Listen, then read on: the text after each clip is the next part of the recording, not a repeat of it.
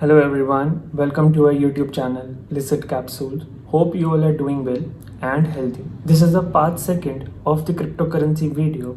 In this video, I'll be doing a detailed analysis on the judgment pronounced by the Hon'ble Supreme Court regarding the ban of cryptocurrency by the Reserve Bank of India.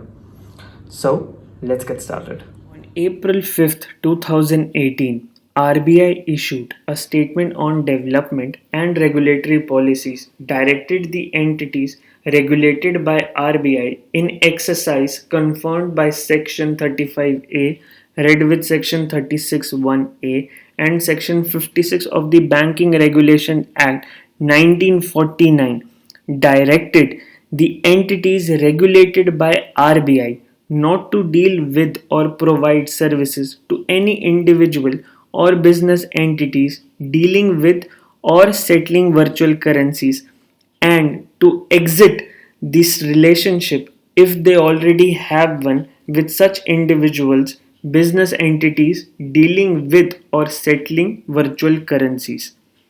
After issuing this statement, the Internet and Mobile Association of India filed a writ petition challenging the said statement and circular issued by the RBI on 5th and 6th April of 2018 and seeking a direction to the RBI not to restrict or restrain banking financial institutes regulated by RBI from providing access to the banking services to those engaged in crypto assets.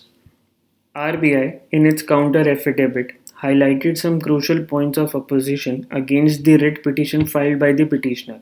The summary of arguments has been provided are as follows. Virtual currencies do not satisfy the criteria such as store of value, medium of payment, and unit of account, such as our usual currency or money. Virtual currencies do not have any formal or structured mechanism for handling consumer disputes. Virtual currencies are capable of being used for illegal activities due to their anonymity and pseudo-anonymity. For example, activities have been taking place on the Silk Road websites which are really harmful. The impugned decision of RBI is legislative in character and is in the realm of an economic policy decision taken by an expert body, warranting a hands-off approach from the court. VC can erode the Indian economy and credit system. For example, parallel economy, which is a threat to any economy in the world. No one has an unfettered fundamental right to do business on the network of the entities regulated by the RBI. The impugned decision do not violate any of the rights guaranteed by Article 14, 19 and 21 of the Constitution of India. The RBI also stated that in any case there is no complete ban on virtual currencies or the use of the distributed ledger technology by the regulated entity. This was heavily criticized by the petitioner by stating that it is a paradox and RBI has not used its mind. The petitioner attacked the RBI by raising 8 important questions in front of the Honorable Supreme Court of India. Here is a list of the attacks shot by the petitioner. For this video, I will be explaining in details 3 highlighted points that were largely stressed upon by the Supreme Court of India. No power at all for RBI. The first ground of attack revolves around the power of RBI to deal with, regulate, or even ban virtual currencies. The stand taken by the petitioner that virtual currencies are not money or legal tender but only goods and commodities. Therefore, it falls outside the purview of the RBI Act 1934, Banking Regulation Act 1949, and the Payment and Settlement Act 2007. The Supreme Court stated that if the virtual currencies do not fall under these 3 enactments, then the petitioner is right that this circular is ultra vires.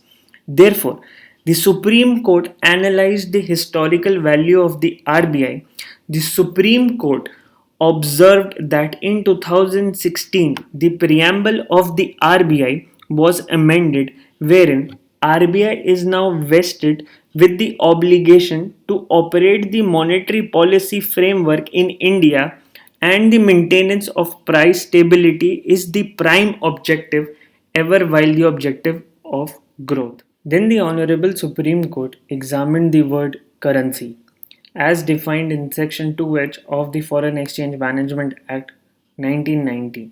It says that all currency notes, postal orders, money orders, checks, draft, traveler's check, letters of credit, bills of exchange, and promissory notes, credit card, or such other similar instruments as may be notified by the Reserve Bank of India.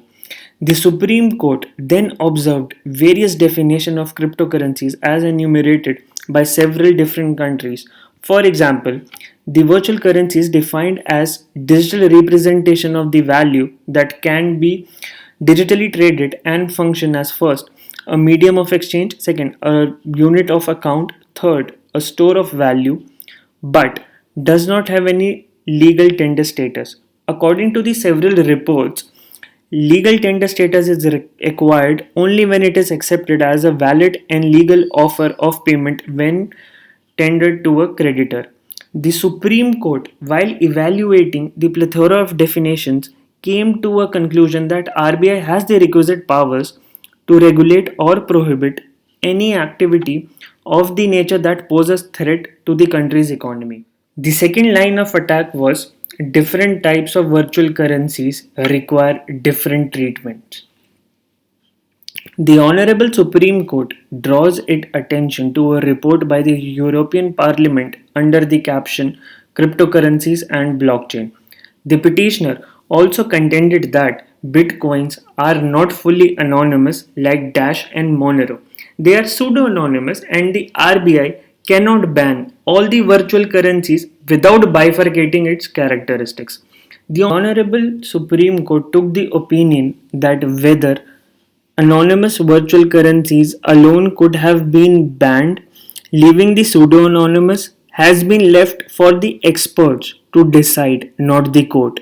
Hence, the RBI has taken a stand that they have not banned virtual currencies. Therefore, the question whether RBI should have adopted different approaches towards different virtual currencies does not arise.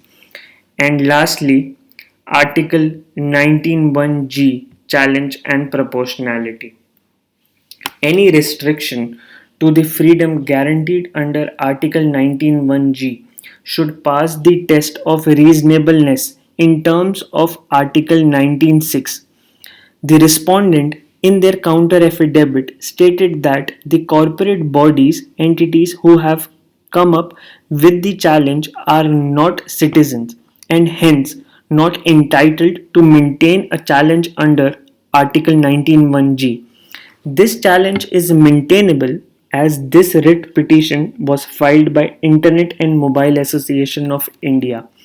However, this challenge is not maintainable as the other writ petition was filed by the shareholders and promoters of the companies who are citizens and will attract the Article 19(1)(g).